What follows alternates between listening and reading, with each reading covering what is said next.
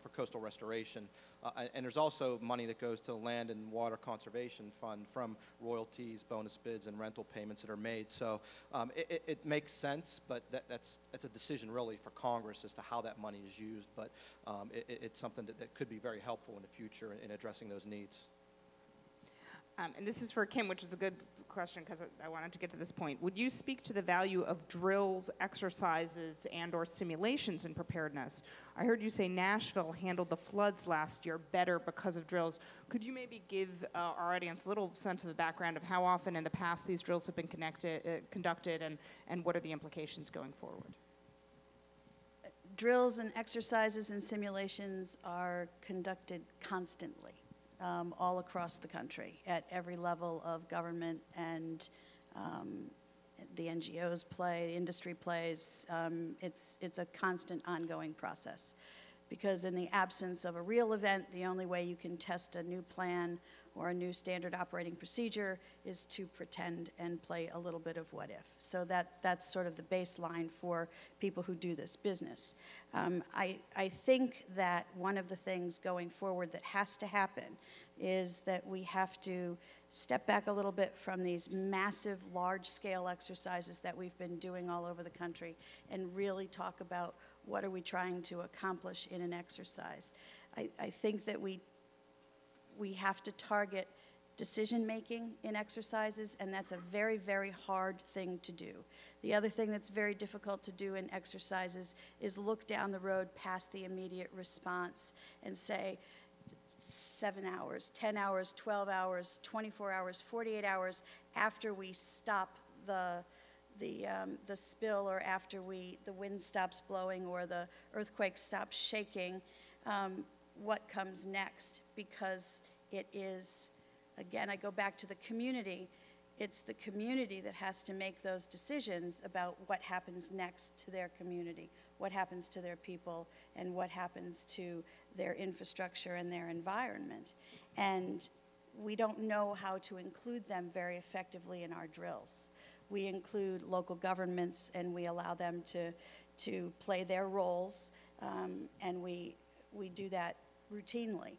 I don't think we get to the decision-making points that really are the key decision-making points in drills and exercises. I will say, however, I've been doing drills and exercises for hundreds of years, and at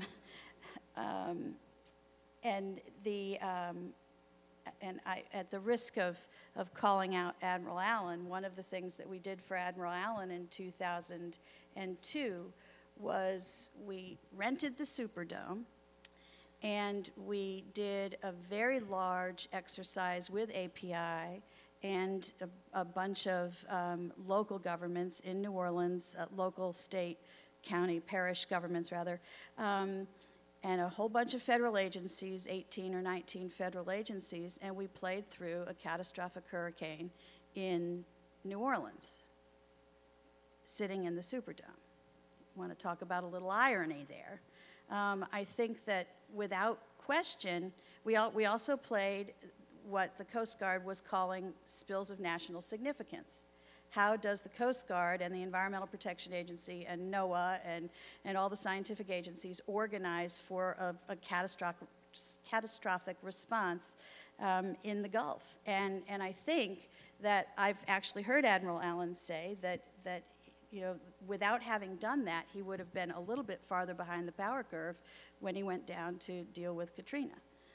So I think we can see, and I actually could tell a story on Mr. Riley as well. If he was in the room, I'd do the same thing. We put him through exercises when I was at EPA. So we've been doing exercises forever. They have incredible value. I think that we have, to some degree, lost sight of their value in terms of using them to examine our decision making, and that would be where I would go next.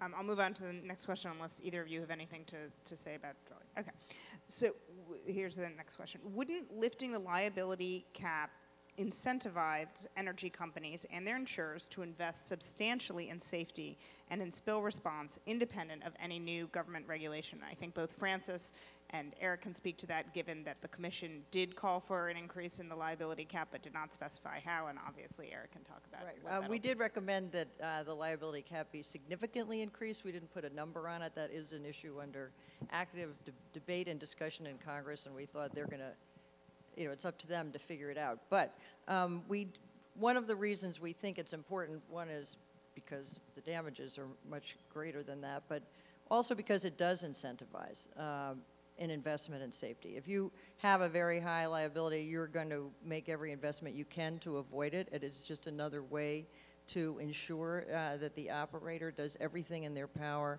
to operate as safely as possible. So I would say you need to raise it significantly. You need to couple that with much better oversight and enforcement on the Interior Department's part. It's not one or the other, but it certainly is an important incentive, and I certainly hope the Congress does act on it in this session. They did debate it extensively last session, but you know, it's time to get on with it. If we had another spill and the cap was still 75 million, that would be a disaster.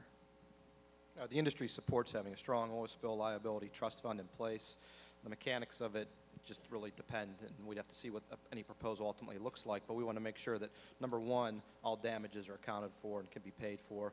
Number two, that we allow for the continued development of offshore. And number three, we're not putting smaller operators out of business, because ultimately offshore activity is a tremendous boost to the economy. It provides tens of thousands, if not hundreds of thousands of jobs and significant revenues to the government. So we want to make sure that we're doing it here, safely here, as opposed to shifting those investments out of the country.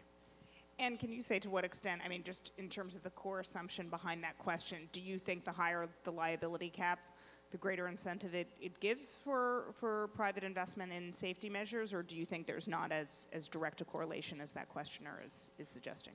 I think the incentive exists under the current regime or under a heightened cap from the fundamental standpoint that an operator is going to be held liable as a responsible party, and no operator wants to kind of jeopardize that investment or jeopardize safety, because safety is good business and good business is safety. They go hand in hand. So any kind of event like this can pose that risk that really drives that incentive. Okay, so this is a slightly wonky question, but I think at least Eric will be able to answer this, and maybe others on the panel. There are technologies that exist which can help reduce risks of drilling, but their current use is not required. An example is pore pressure prediction, using seismic and analogs to predict zones of unusually high pressures and to adjust well designs to deal with those risks.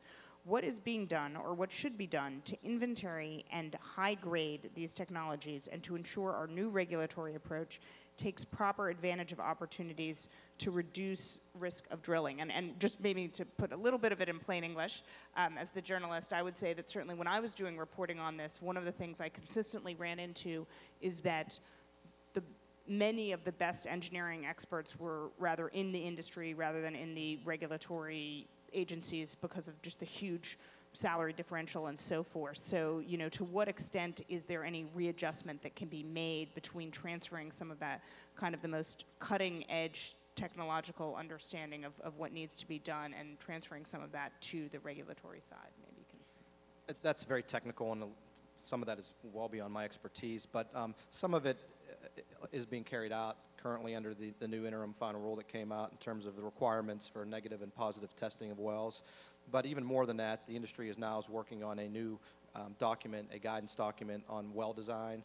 It's deep water well design considerations, and it gets into all these different factors that really you need to go through a sort of a checklist to make sure you're addressing them. And these are the types of issues that need to be addressed. But to get to that issue of how you bring the government into it, when we go through this process of creating a standard document, the government participates in that process, and they provide us input when they see gaps or they think changes should be made, and we take that input and adjust accordingly. So we work with the government when we develop these technologies and these operational procedures, and we're trying to do that now through the development of Recommended Practice 96, which hopefully will be out within the next few months, as to how to best address issues during deep water well design.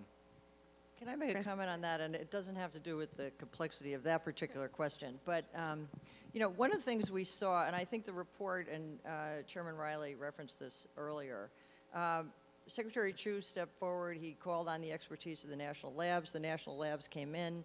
They helped in the design of the containment. We do make a recommendation to have an ongoing collaboration and calling on the expertise in the federal government to make it available in an example like this.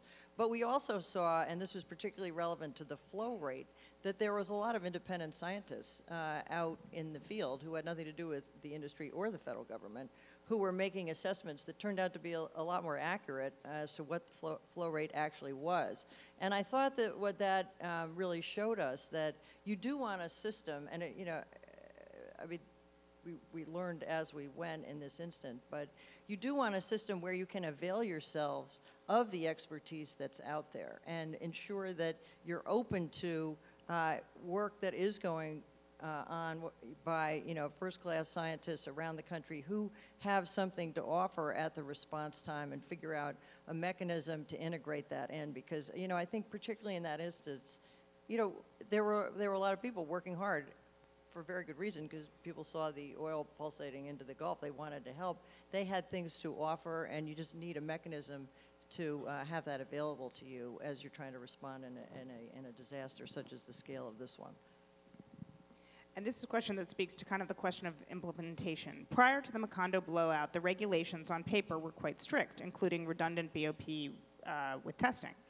Other than having testing moved to third parties, please be specific on how the new regulations are functionally more strict and effective. Have we seen something functionally since the blowout that seems stricter than before? And it looks like Eric's even got paper that he can. Well, I'm gonna try.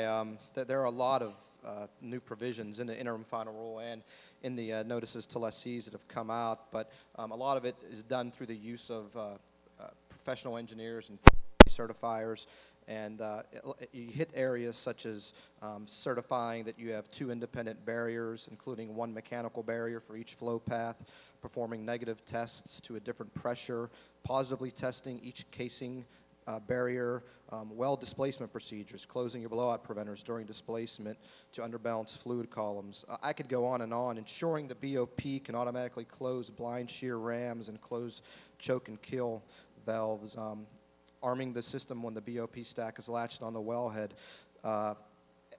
It's pretty exhaustive in terms of the technical requirements are now in place that you have to have certified by an outside party. Before you put the BOP stack on, you have to have somebody come and certify that it will work as intended based upon the design and configuration. And when you make changes, you have to do the same type of thing so that the changes don't jeopardize your operations.